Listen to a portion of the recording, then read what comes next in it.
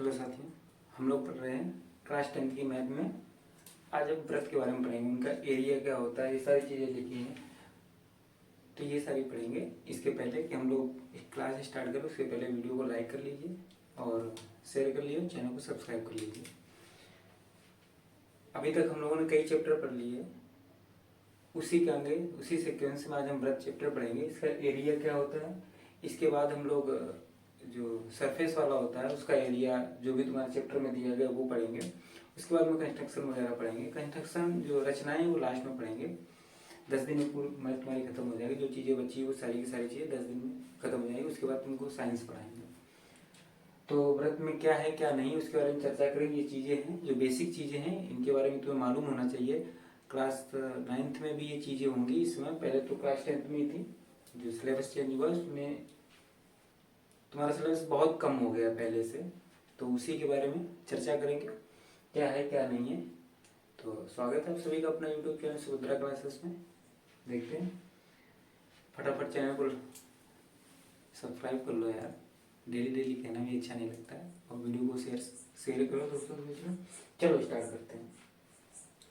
देखिए व्रत क्या है क्या नहीं है, सीधे हम लोग एक्सरसाइज में पहुंचने से पहले क्या है उसके बारे में जो भी उसकी टर्मिनोलॉजी है, जो भी उसकी चीज़ें हैं, व्रत में क्या क्या चीज़ें होती हैं, किस किस चीज़ के बारे में हमें जानकारी होनी चाहिए, उसके बारे में बात करते हैं आज की वीडियो में। ये तुम्हारा इंट्रोडक्शन वीडियो होगा और एक ही एक्सरसाइज है तुम्हारे में 11.1, जो भी 14-15 क्वेश्चन है वो चीज़ें पढ़ेंगे। और आज इसके बारे में पढ़ेंगे, ये चीज़ें पता होनी चाहिए। कोई भी अगर मैथ में कोई भी चैप्टर पढ़ें, कोई भी अध्याय पढ़ें, जो भी मतलब पढ़ें, तो सबसे पहली बात होती है कि उसके बारे में हमें जानकारी होनी चाहिए कि वो चीज़ क्या है और क्या नहीं है। अगर जानकारी नहीं है, सीधे एक्सरसाइज में पहुंचने का कोई मतलब नहीं होता है, तुम्हें कुछ भी नहीं आएगा। इसलिए जो भी इंट्रोडक्शन होता है, कोई भी टीचर होता है, मैं बताऊँ या कोई और बता रहा है, जिसका भी तुम देख रहे हो, जरूरी नहीं कि आप 10 टीचर का पढ़ें, कोई भी एक टीचर पकड़ लीजिए। यूट्यूब पे अगर पढ़ना तो यूट्यूब पे, वैसे आपका सिलेबस इतना है नहीं जो आपको ऑफलाइन कोचिंग करनी पड़े। यूट्यूब पे इतना मटेरियल पड़ा हुआ है कि इतने में तुम्हारा काम हो जाएगा, रुपया भी बच जाएंगे और घर में रिचार्ज तो होता ही है। रील्स वगैरह तो देखी जाती है वो, तो उससे अच्छा है कि अपने लाइफ के बारे में देख लीजिए। रील्स वील्स में क्या रखा है, तो क्लास 10th में हो तो क्लास 10th का सिलेबस देख लीजिए, क्या क्या है क्या क्या नहीं वो पढ़ लीजिए। अगर इसके ऊपर वाली क्लास में तो उसमें देख लीजिए। सारा चीज़, सारी का सारा मटेरियल इस समय यूट्यूब पे अवेलेबल है, तुम्हें मिल सकता है। कोई बहाना नहीं चलने वाला है। तो चलो देखते हैं।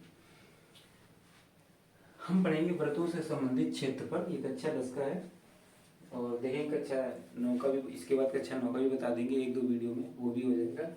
आज देखेंगे इसका इंट्रोडक्शन, जो भी 20-25 मिनट का 30 मिनट का जो भी रहेगा उसके बारे में बात करेंगे।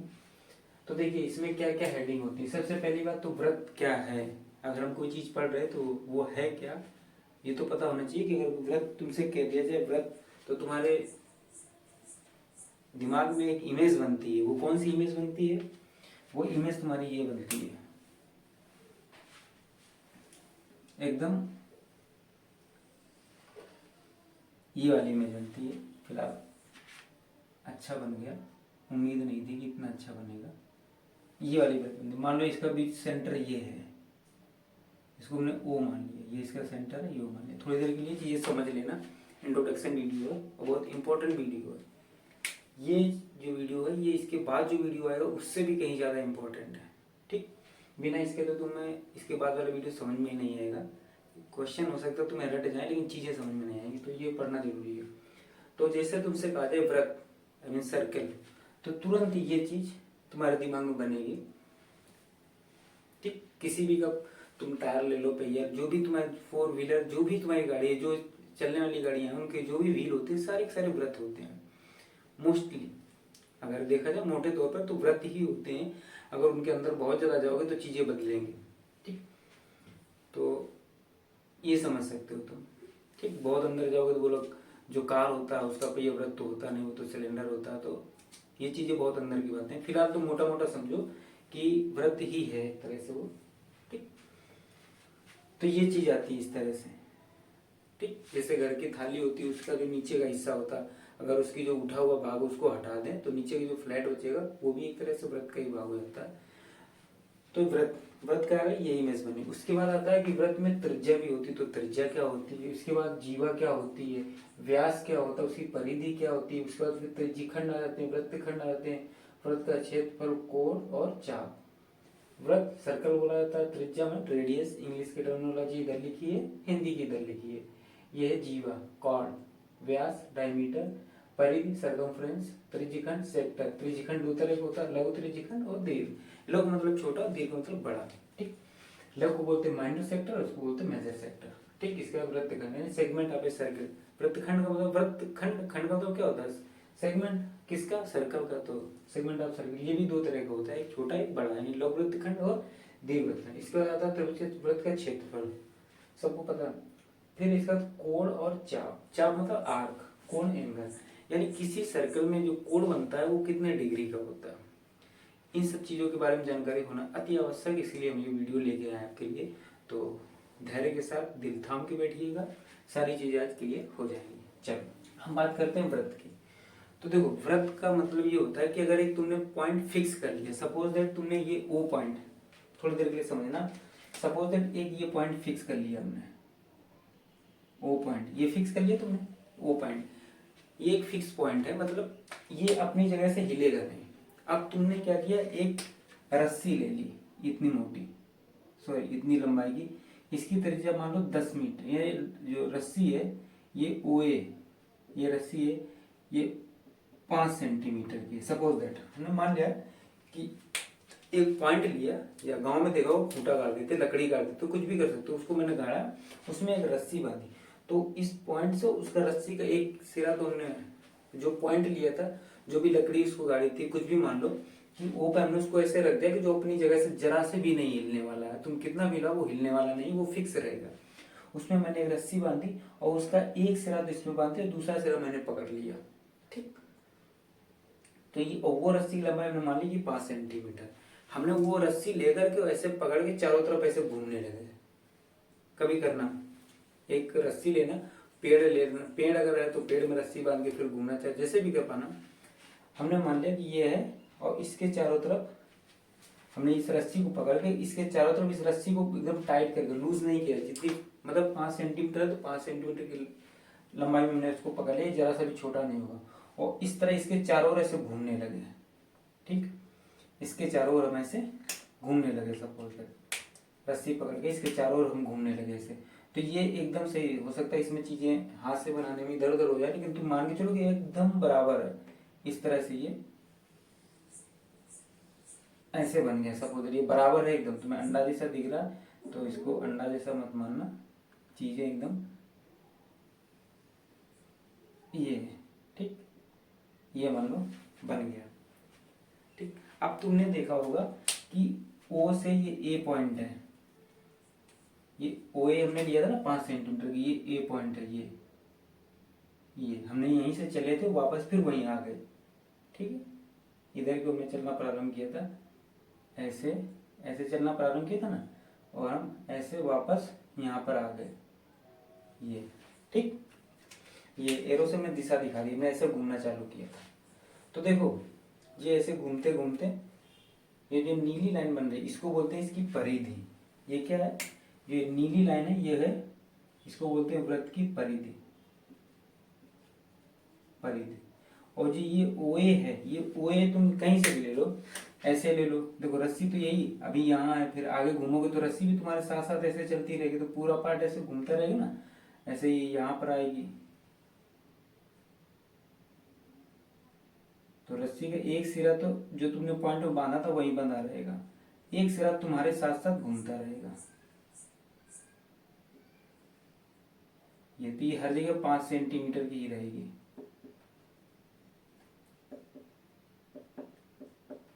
रहेगी ना, रहेगी। ये रस्सी ऐसे यहाँ पर है तो यहाँ पर आ जाएगी रस्सी, ये है। तो जो ये नीला पार्ट है, यानी कि जब तुम रस्सी पकड़ कर तुमने घूमा, तो घूमने के बाद जो वो तुम्हारे जो चले, जो रास्ता बना, पैरों के निशान बने, वो तो हो गई परिधि, सर्कमफ्रेंस। ठीक, ये परिधि हो गई। रस्सी बांधने का जो तुमने खूंटे के चारों तरफ ये पॉइंट, जो पॉइंट तुमने लिया था जहाँ पर रस्सी बांधी थी, उसके चारों तरफ तुमने रस्सी टाइट करके घूमा, तो चलने के बाद एक रास्ता बन जाएगा, तो पैरों के निशान बन जाएंगे। तो जो पैरों के निशान है वही परिधि हो गई। ठीक, और वृत्त क्या होगा, जो तुम्हारे चलने के द्वारा जो पैरों के द्वारा जो आकृति बनी, तुम्हारा जो रास्ता था चलने का, वो हो गया वृत्त, बन गया ना वृत्त। चलो इसके बाद जो रस्सी थी जिसको पकड़ के तुम चारों तरफ घूम रहे थे, वो हो गई त्रिज्या।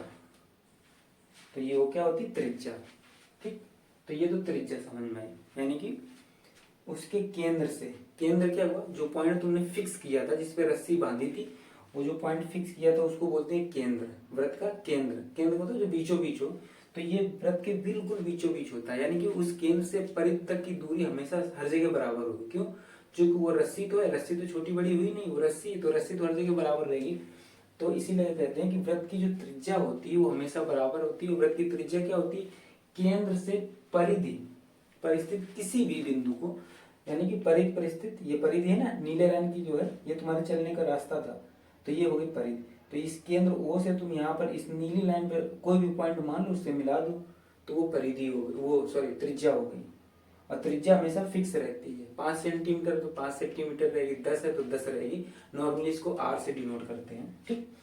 तो ये हो गई। तो इतनी समय केंद्र क्या होता है, त्रिज्या क्या होती है। देखो सबसे पहले व्रत क्या होता है कि वह बिंदु, अपने आप को तुम बिंदु मान लो, तो तुम्हारा बिंदु पथ मतलब उस बिंदु के चलने का जो पथ मतलब रास्ता था, वो होता है व्रत। व्रत क्या हो गया,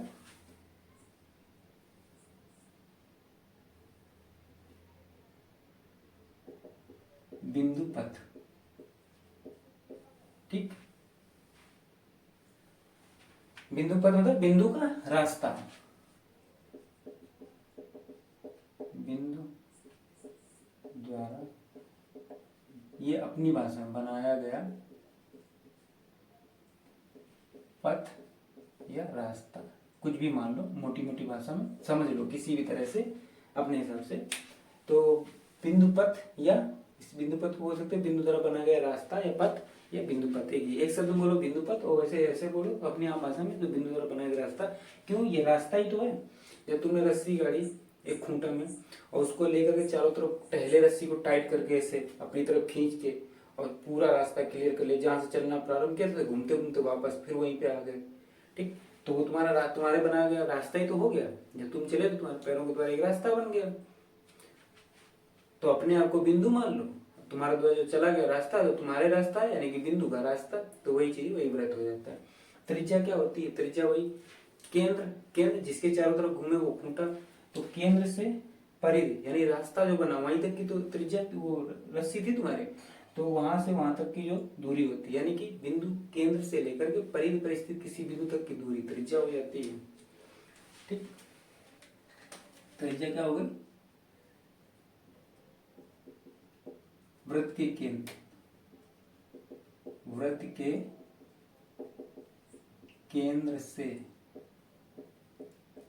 परिधि, किसकी परिधि, वृत्त की परिधि होगी, वृत्त के केंद्र से, चलो वृत्त का परिधि लिख देते हैं कि केंद्र से वृत्त के परिधि पर स्थित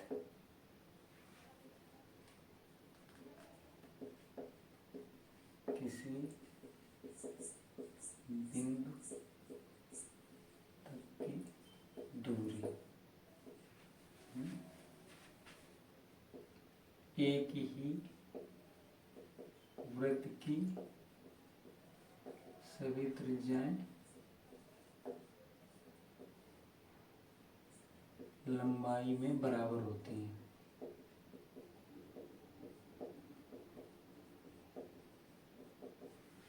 लंबाई में बराबर होती हैं, यानी कि वृत्त क्या होगा, बिंदु पथ, ये बिंदु द्वारा बनाया गया रास्ता। त्रिज्या को वृत्त के केंद्र से वृत्त के परिधि पर स्थित किसी बिंदु तक की दूरी या एक ही वृत्त की सभी त्रिज्याएं बराबर होती है। क्योंकि तुमने देखा ना कि रस्सी तो कभी छोटी बड़ी हुई नहीं जो तुमने बनाई, तो एग्जाम्पल मैंने तुमको दिया, तो उसी से रिलेट कर सकते हैं, ठीक। इसके बाद आती है जीवा। जीवा का मतलब ये होता है कि परिधि पर आमने सामने या जो परिधि होती है उस पर स्थित कोई दो बिंदु को मिलाने की रेखा जीवा कहलाती है। जैसे कि एक पॉइंट मैंने यहां मान लिया, सपोज दैट ये ए है, इसको हमने बी मान लिया, इसको सी मान लिया, इसको डी मान लिया, इसको ई मान लिया। ठीक, ब्लैक से ही कर दें तो चीज़ें तुम्हें ज़्यादा क्लियर रहेगी। वीडियो थोड़ा हो सकता है लंबा हो जाए, लेकिन वीडियो को बिना स्किप किए हुए देखना। अगर ज़्यादा धीरे धीरे बोल रहे हैं तो वीडियो की स्पीड थोड़ी बढ़ा के देख लेना, लेकिन देखना जरूर। ये ई हो गया। हमने पांच पॉइंट ले लिए। पॉइंट तो इनफाइनाइट होते हैं, अनंत पॉइंट होते हैं। किसी भी वृत्त पर स्थित तो बहुत सारे बिंदु हो सकते हैं। हमने ये पॉइंट ले लिए। तो वृत्त पर स्थित दो बिंदु को, किन्हीं भी दो बिंदुओं को ले लो तुम, किन्हीं दो बिंदुओं को मिलाने वाली जो रेखा होती है वो जीवा होती है। तो हमने मिला दिया इसको। सपोज दैट इसको तुम मिला लो, ये क्या हो गई, ए बी क्या जीवा है। इसी तरह तुम इसको मिला लो, डी, ये क्या जीवा है। यानी कि परिधि पर, ये डी और ई कहाँ स्थित है, परिधि पर स्थित है। तो परिधि पर किन्हीं दो बिंदुओं को, दो से ज्यादा नहीं, सिर्फ दो बिंदुओं को, किन्हीं दो बिंदुओं को मिला दो। ऐसे मिला लो, तुम इसको मिला लो। हमने ए और ई को मिला लिया तो ये भी जीवा हो गई। ठीक, तो क्या हम लिखेंगे यहाँ पर, वृत्त के परिधि पर स्थित किन्हीं दो बिंदुओं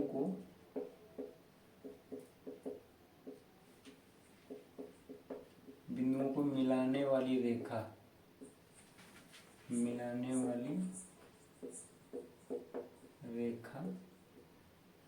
जीवा कहलाती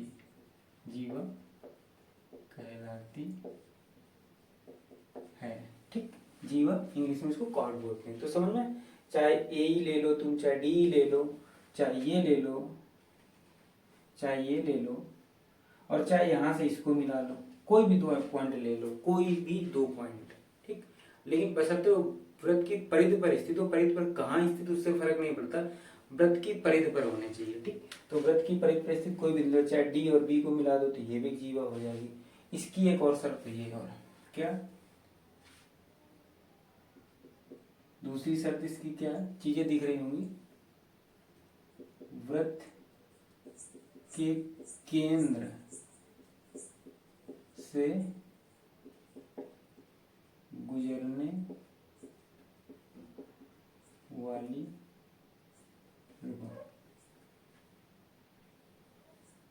यहाँ देखो व्यास क्या हो गया, वो एक जीवा ही होती है। क्या बोलते हैं, वृत्त के केंद्र से गुजरने वाली जीवा वृत्त का व्यास कहलाती है। ये वृत्त की सबसे बड़ी जीवा होती है, वृत्त की सबसे बड़ी जीवा होती है। ठीक, ये वृत्त की सबसे बड़ी जीवा होती है, जो वृत्त के केंद्र, यानी कि अगर ये केंद्र है तो इसके चारों तरफ ये ए बी और ये ओ हो गया, तो ये है व्यास। और व्यास देखो, एक ओ से बी तक ये एक त्रिज्या होगी, एक ये त्रिज्या होती है। क्या होती है, ये त्रिज्या की दोगुनी होती है। ठीक है, व्यास त्रिज्या का 2 गुना होता है। इसे डी से डिनोट करते हैं, डी से प्रदर्शित करते हैं। तुम्हारी किताबों में सब लिखा है, करते हैं। ठीक है, परिधि मैंने तुम्हें बताई थी। अब आता त्रिज्यखंड, कोण देख लो। कोण के चैप्टर में तुमने पढ़ा होगा कि कोई भी चीज जब अब जिस पॉइंट से चलता है लौट के उसी पॉइंट पे आता है तो वो 360 हो जाता है। ये चीज मैंने तुम्हें ट्रिग्नोमेट्री में पढ़ाई थी। यहाँ से तुम चले ए से और दोबारा ए पे ही लौट के आ गए तो पूरा कोण, ये यहाँ से जैसे तुमने बी से चले थे और धीरे धीरे यहाँ पर आए तो 90 डिग्री हुआ पहली पोजीशन से, फिर 180 हुआ, 270, यहाँ पुनः आ गए तो 360। तो जो ये कोण होता है ये होता है 360, यानी कि वृत्त के केंद्र पर जो कोण बनता है वो होता है 360 का, यानी कि 360 डिग्री का। ये चीज ध्यान रखना। 360 डिग्री कैसे होता है वो तुम्हें बता दें। चीजें जब पुनः अपनी पुरानी स्थिति पे आ जाती तो 360 का होती एक चक्कर में। कोई भी चीज अगर चलना प्रारंभ करे सीधा सीधा एक फिक्स पॉइंट के चारों तरफ चलना प्रारंभ करे, तो जहां से वो उसने चलना शुरू किया था और पुनः अगर वहीं पर आता है तो उसके द्वारा अगर बना गया कोण या उसके द्वारा चला गया कोण होगा वो 360 डिग्री का होगा। ठीक, कोणीय दूरी, तो ये कोण हो गया। अब बात आती है त्रिज्यखंड की और वृत्तखंड की, तो उसके बारे में हम बात कर लेते हैं। त्रिज्यखंड क्या होता है और वृत्तखंड क्या होता है, तो चलो इसी में देख लें। चीजें समझ लेना, सारी चीजें लिखना थोड़ा वो हो जाता। ओबी क्या है, ओबी त्रिज्या, ये है आर, हमने इसको आर मान लिया, ठीक है। और ए बी ये है व्यास, इसको डी से डिनोट करते हैं, ठीक है। ए बी ये व्यास हो गया और ये ओ से बी तक ये त्रिज्या हो गया। ओ बी बराबर ओ ए, ठीक है। चाहे ओ से इधर ले लो चाहे इधर ले लो, यहाँ से परिस्थिति कोई भी पॉइंट खींच लो, सारी की सारी त्रिज्या होंगी जो बराबर होती है लंबाई में, एक वृत्त की सारी त्रिज्याएं बराबर होती है। अब बात आती है त्रिज्यखंड की, अब हम बात करते हैं त्रिज्यखंड की, ठीक। अच्छा, परिधि क्या होती है,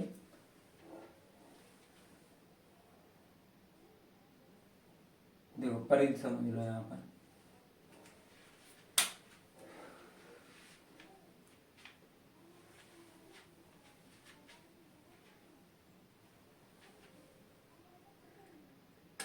ये होती 2 पाई आर, परिधि क्या होती है 2 पाई आर, आर यहाँ त्रिज्या है। बिंदुपथ, किसी बिंदु का बिंदु पर सर्किल होता है, वो उस बिंदुपथ की जो दूरी होती है वो परिधि कहलाती है, जो भी कवर डिस्टेंस होती है या वो रास्ता जो होता है वो जो स्वरूप होता है। देखो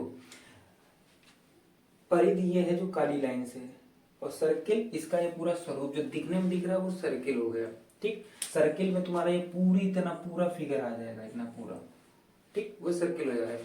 अगर तुमसे बोला सर्किल और परिधि में अंतर क्या है, तो देखो जो बिंदु पर किसी बिंदु का बिंदु पथ होता है, रास्ता होता है, वो तो हो गया सर्कल, उससे कह देते हैं। इसका ये रूप क्या, वो रूप देखने में जो दिख रहा है, लेकिन उसका जो सिर्फ रास्ता होता है वो परिधि होती है यहाँ पर।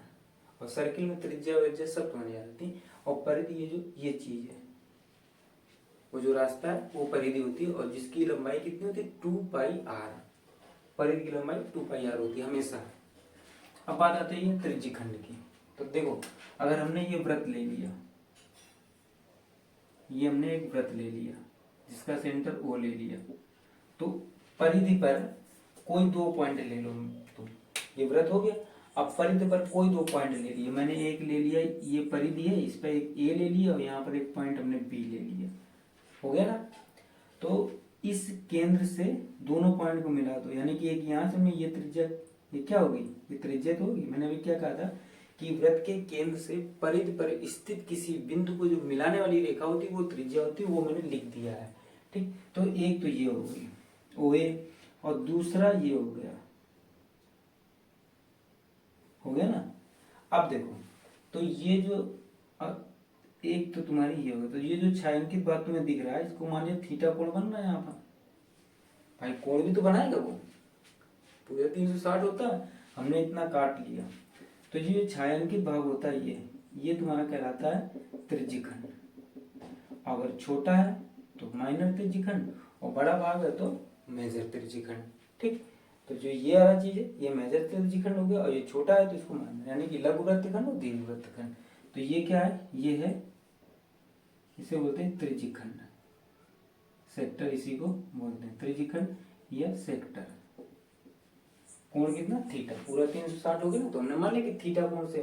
तो त्रिज्यखंड क्या होता है, त्रिज्यखंड का मतलब होता है कि वृत्त की 2 त्रिज्याएं और उसकी जीवा के द्वारा जो कवर्ड एरिया होता है, बना हुआ एरिया होता है, वो उसका त्रिज्यखंड होता है। देखो ये दो जीवा, ये दो त्रिज्याएं हो गई, और एक इसकी चाप, जीवा नहीं चाप, ये चाप होती है। परिधि का भाग चाप कहलाता है, परिधि का भाग चाप कहलाता है। ये देखो वृत्त की परिधि का भाग ही चाप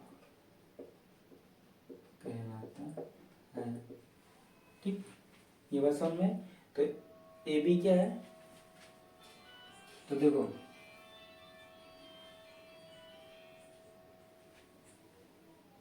ओ ए बी ये तो हो गया त्रिज्यखंड, और ए बी ये क्या, ये है चाप। ये चीज समझ में। तो चाप, तुम्हें त्रिज्यखंड समझ में आया। इसका क्षेत्रफल कैसे निकालते हैं उसके बारे में बात अभी करेंगे। तो तुम्हें समझ में आया कि त्रिज्यखंड कहते किसे हैं। त्रिज्यखंड किसे कहते हैं कि वृत्त के केंद्र यानी कि वृत्त की किन्हीं दो जीवाओं और उस चाप के द्वारा जो निर्मित आकृति होती वो त्रिज्यखंड कहलाती। तो ये दो जीव सॉरी वृत्त की त्रिज्या, जीवा कह रहे हैं, वृत्त की त्रिज्या, दो त्रिज्याएं, ये दो त्रिज्या हो गई, एक ओ ए और एक ओ बी, और ये चाप हो गई जो काली लाइन से दिख रहा है ना, ये वृत्त का एक भाग ले लिया ना हमने, वृत्त का भाग यहाँ से मैंने कट कर लिया, तो ये चाप हो गई, ए बी चाप हो गई, और ओ ए एक त्रिज्या होगी, एक ओ बी त्रिज्या होगी, और इसके द्वारा जो एरिया ये बन गया ये त्रिज्यखंड हो गया। अगर पार्ट छोटा है तो लघु त्रिज्यखंड, और बड़ा है तो दीर्घ त्रिज्यखंड। तो जो ये भाग है तुम्हारा ये हो गया दीर्घ त्रिज्यखंड, और जो ये है ये वाला ये हो गया लघु त्रिज्यखंड। इतनी बात समझ में। चलो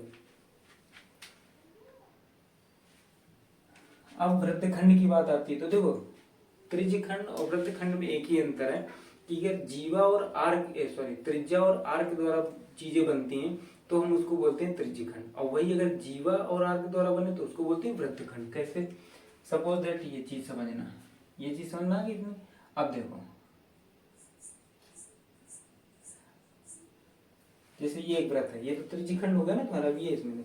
तो देखो त्रिज्यखंड में चीजें लिख देता हूं तुम्हारा मैं, यहाँ लिख देता हूँ, ये त्रिज्यखंड पड़ी, यहाँ लिख देता हूँ वृत्त की दो क्रमागत, कोई क्रमागत ही लेना, क्रमागत त्रिज्याएं तथा चाप के मध्य बनी आकृति,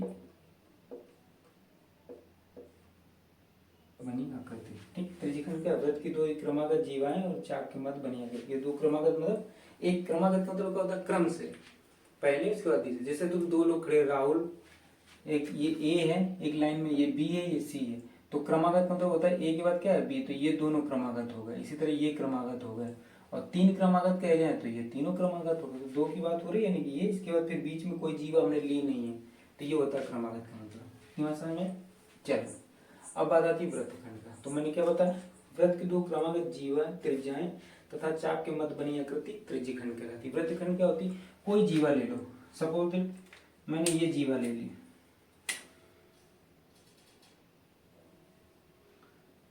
मान लिया ये एम पॉइंट है और ये एन पॉइंट है, तो जो ये भाग हो गया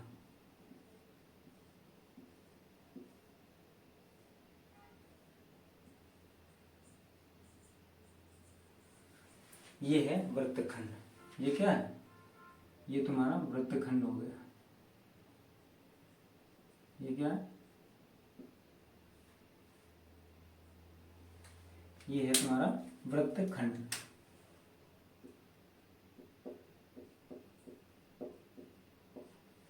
ये जो है ये वृत्तखंड है। अब दूसरा एक वृत्तखंड मतलब होता है वृत्त का ही भाग। हमने वृत्त को दो भागों में बांट दिया, एक एमएन के द्वारा, ये ए भी हटा लेते हैं, ठीक, और एक ये पार्ट। तो जो ये है ये भी तुम्हारा वृत्तखंड ही है, लेकिन इसको क्या बोलते हैं, इसे बोलते हैं दीर्घ वृत्तखंड, और जो ये है छोटा वाला इसको बोलते हैं लघु वृत्तखंड।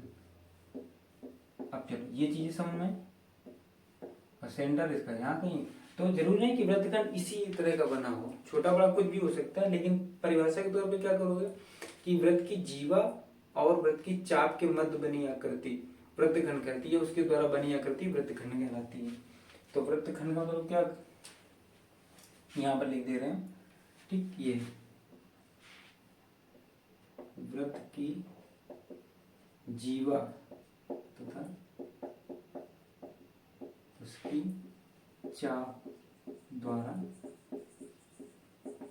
बनी आकृति या उसके मध्य बनी आकृति वृत्तखंड कहलाती है। इतनी बात समझ में। तो चीजें तुम्हें समझ में आई, वृत्तखंड क्या होता है, त्रिज्यखंड क्या होता है, चाप त्रिज्या क्या है, केंद्र क्या है वृत्त का, इसके बारे में सारी चीजें मैंने तुम्हें लिख दी है।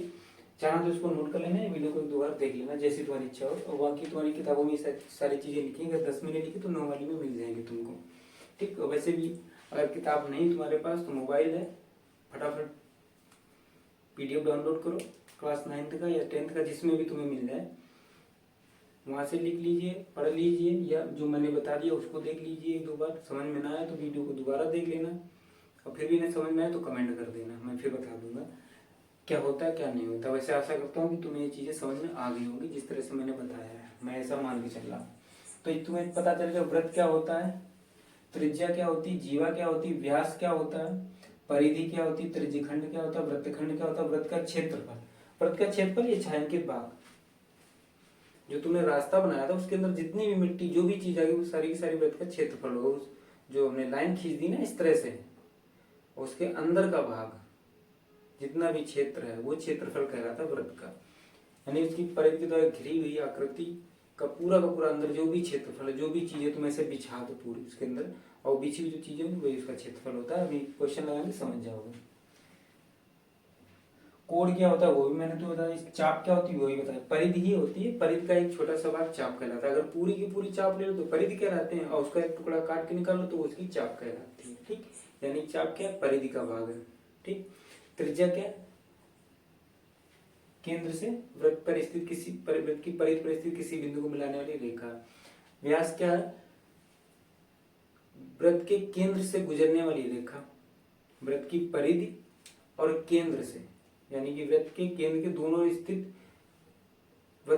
दोनों स्थित किसी बिंदु को मिलाने वाली रेखा व्यास कहलाती है। चाहे ऐसे याद कर लो या ऐसा कर लो कि वृत्त के केंद्र से गुजरने वाली जीवा वृत्त का व्यास कहलाती है, जो हमेशा जीवा परिधि की दोगुनी होगी। क्यों, क्योंकि एक तो इस पॉइंट की इस तरफ होती है, एक पॉइंट की उस तरफ होती है। ठीक, तो सारी चीजें तुम्हें बता दी, सारी चीजें समझ में आ गई। अब हम देख लेते हैं कि वृत्त का क्षेत्रफल क्या होता है, उसकी परिधि क्या और त्रिज्यखंड वृत्तखंड का क्षेत्रफल क्या होता है, और कल इस पर बेस्ड क्वेश्चन लगा लेंगे। ठीक, तो चलो ये चीजें हो गई। आशा करता हूँ कि ये चीजें तुम्हें अच्छे से समझ में आई होंगी। नोट करना चाहो तो नोट कर सकते हो वीडियो को पॉज करके। चलो ठीक, जहां आर क्या है, वृत्त की त्रिज्या। ठीक, और पाई बराबर कितना होता है, 22/7। ये फिक्स है पाई की वैल्यू। ठीक, अब देखो, अब देते हैं त्रिज्यखंड का क्षेत्रफल। वृत्त के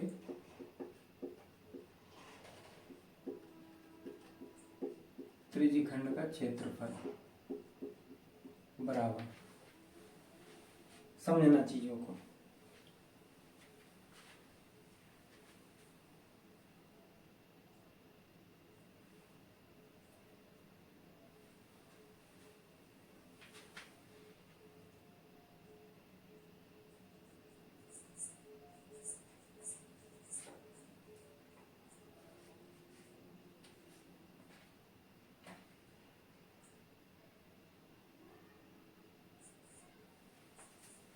वृत्त के त्रिज्यखंड का क्षेत्रफल, तो सबसे पहले हम त्रिज्यखंड बना लेते हैं। ये तो हो गया वृत्त, वाह क्या वृत्त बना। ये इसका केंद्र हो गया। केंद्र क्या होता है चीज समझ गए होगे, ए इसका केंद्र हो गया, चीजें दिख रही होंगी तुमको। त्रिज्यखंड क्या होता है कि परिधि पे कोई दो पॉइंट ले लो। सपोज दैट मैंने एक पॉइंट इधर ले लिया ये ए, और दूसरा पॉइंट मैंने यहाँ ले लिया बी, इसको इस तरह से मिला दिया। ठीक है, अब अगर तुमसे बोला जाए कि त्रिज्यखंड का क्षेत्रफल निकालो, तो दो त्रिज्यखंड इसमें बन रहे, एक तो ओ ए बी, ये वाला कौन सा पार्ट, ये वाला, ये जो छायांकित भाग तुम्हें दिख रहा है। ठीक, और एक जो छायांकित भाग नहीं, इसके द्वारा जो बचा हुआ ये क्षेत्रफल, दो त्रिज्यखंड है। तो अगर हमने मान लिया कि इसका कोण थीटा है, समझना चीजों को थोड़ा समझने की कोशिश करना। अगर हमने मान लिया कि ये इन दोनों के द्वारा थीटा कोण बन रहा है, ठीक, ये कोण थीटा है, तो बचा हुआ कोण की ये क्या होगा, ये वाला कोण कितना होगा, ये होगा 360 माइनस थीटा। बोलो क्यों? क्योंकि पूरा तो 360 है और उसमें से इतना थीटा तो बचा हुआ 360 माइनस थीटा होगा। ये चीज समझ में आई? चलो हमें छायांकित भाग का क्षेत्रफल निकालना है। अगर तुमसे कहा जाए कि वृत्त का क्षेत्रफल, तो वृत्त का क्षेत्रफल तो सीधे पाई आर स्क्वायर होता है। ठीक, तो इसका जो क्षेत्रफल होगा ये पाई आर स्क्वायर से तो कम होगा, क्योंकि ये पाई आर स्क्वायर इस पूरे का होता है। और हमें सिर्फ इतने पूछा है, जो नीली लाइन की तरफ बनिया करती है वो ये ओ है, ये वाला इसका पूछ रहा, तो जरा देखना, जो पूरा क्षेत्रफल होता है, पूरा क्षेत्रफल कितना हो, देखो जब हम 360 डिग्री चलेंगे, चीजें समझ लेना पहले। अगर हम पूरा 360 डिग्री चलते तो हमारा क्षेत्र, हम बात क्षेत्रफल की कर रहे हैं, जब हम पूरा 360 डिग्री चलेंगे तो क्षेत्रफल कितना होगा, पाई आर स्क्वायर। कितना होगा, पाई आर स्क्वायर। क्यों? 360 घूमने पर वृत्त बन जाता है। वृत्त का क्षेत्रफल क्या होता है, 360 डिग्री घूमने पर वृत्त बनता है। अब वृत्त का क्षेत्रफल क्या होता है, पाई आर स्क्वायर। तो 360 डिग्री के द्वारा कितना क्षेत्रफल बनेगा, पाई आर, और हमें चाहिए कितना, थीटा। तो 360 के द्वारा तो पाई आर हो गया 360 डिग्री के द्वारा, इसलिए 1 डिग्री के द्वारा कितना होगा, पाई आर स्क्वायर और अपॉन में 360, ये 1 डिग्री की वैल्यू हो गई। और यहाँ बन कितना, थीटा।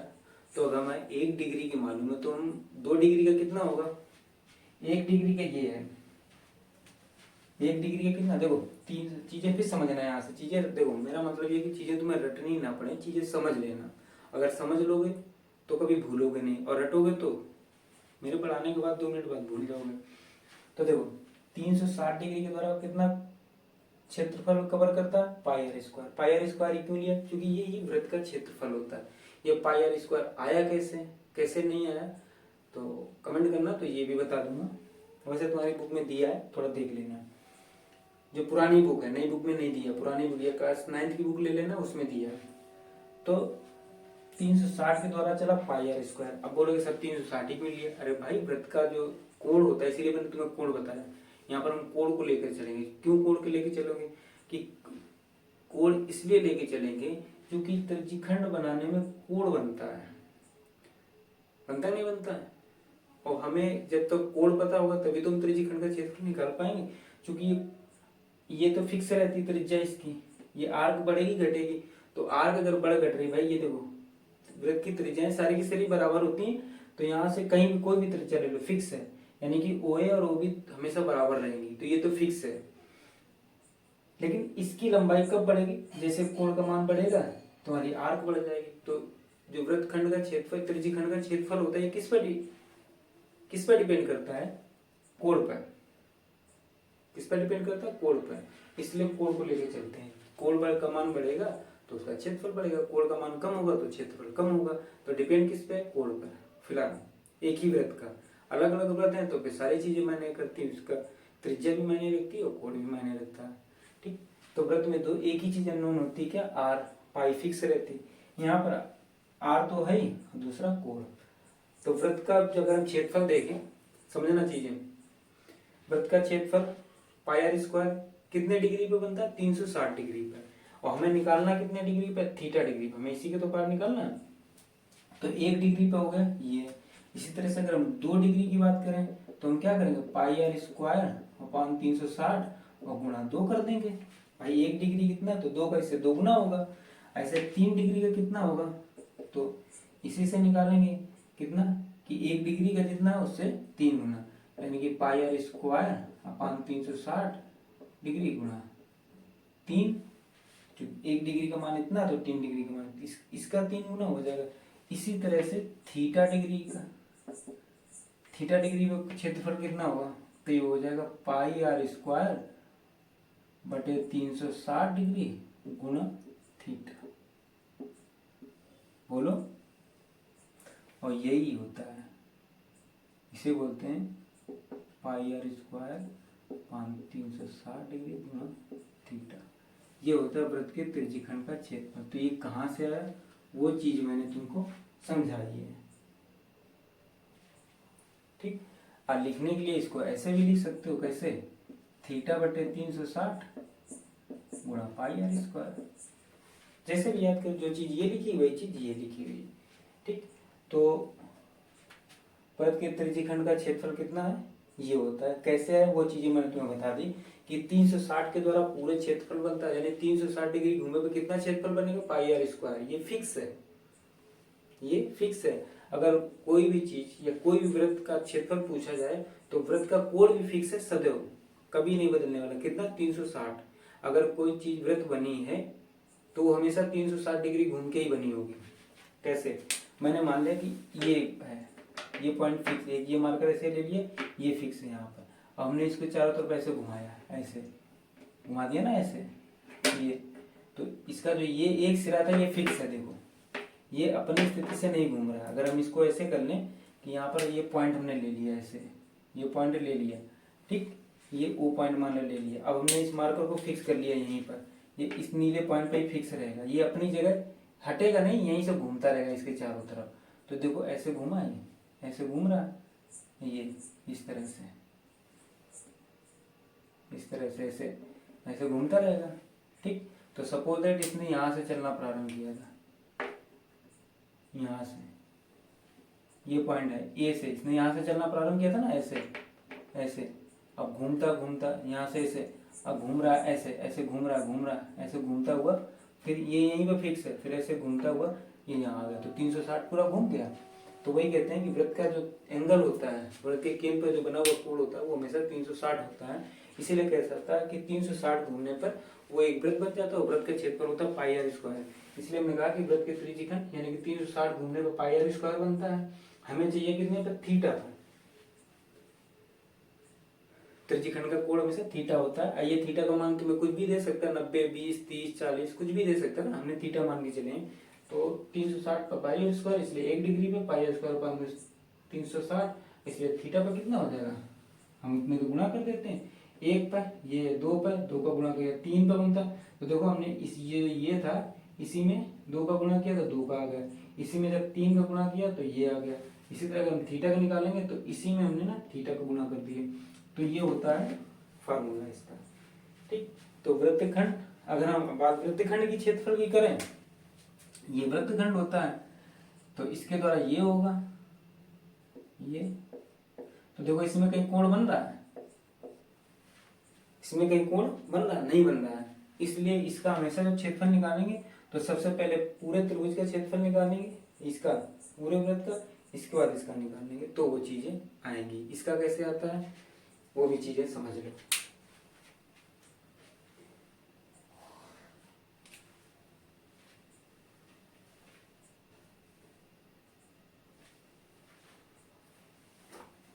तो ये चीज समझ में आई। अब देखो इस पे बेस्ड क्वेश्चन लगा देते हैं, तो तुम्हें चीजें और क्लियर हो जाएंगी। हमने कहा था त्रिज्यखंड का क्षेत्रफल और क्या होता, 3 थीटा बटे 360 डिग्री गुणा पाई आर स्क्वायर, ठीक, ये होता है। अब देखो स्टेटमेंट लिखने से अच्छा हम तुम्हें इसी में बता रहे। सपोज दैट ये है वृत्त, ठीक, ये है त्रिज्या, तो हमने मान लिया कि ये वृत्तखंड बन रहा है, ठीक है। ये ओ मान लिया, ये एम और एन मान लिया, और हमने ये थीटा हमने ले लिया यहाँ पर 90 डिग्री, ये ले लिया 90। तुमसे हमने कह दिया कि छायांकित भाग का क्षेत्रफल निकालो, और ये हमने मान लिया 5 सेंटीमीटर, ठीक। अब तुम्हें निकालना छायांकित भाग का क्षेत्रफल ज्ञात कीजिए, ठीक। तो देखो क्वेश्चन मैंने लिख दिया,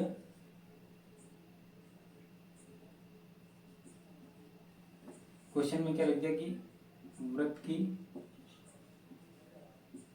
त्रिज्या r बराबर है 5 सेंटीमीटर, थीटा बराबर है 90 सेंटीमीटर, तो त्रिज्यखंड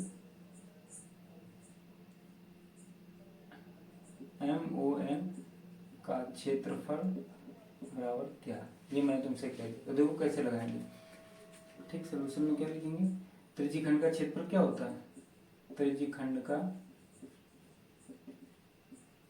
क्षेत्रफल बराबर होता है क्या, थीटा बटे 360 गुणा पाई आर स्क्वायर। कैसे पाई, ये चीजें मैं तुम्हें बता चुका हूँ कैसे आया ये चीज, ठीक। तो थीटा की वैल्यू कितनी है, 90, रख दिया 90 बटे 360, पाई की वैल्यू पाई रहने दो, या 22/7 रख लो, जो भी तुम्हें रखना, गुणा r की वैल्यू कितनी है 5, तो 5 का स्क्वायर हो गया ना। तो ये 9 चौको 36 यानी कि 1/4 व गुणा पाई गुणा 25 इसका स्क्वायर हो गया। तो टोटल कितना है 25 पाई/4 कितने सेंटीमीटर स्क्वायर या वर्ग सेंटीमीटर, ये आंसर हो गया। अब पाई की वैल्यू अगर रखनी तो 22/7 रख के उसको भी हल कर सकते हो तुम लोग। ठीक,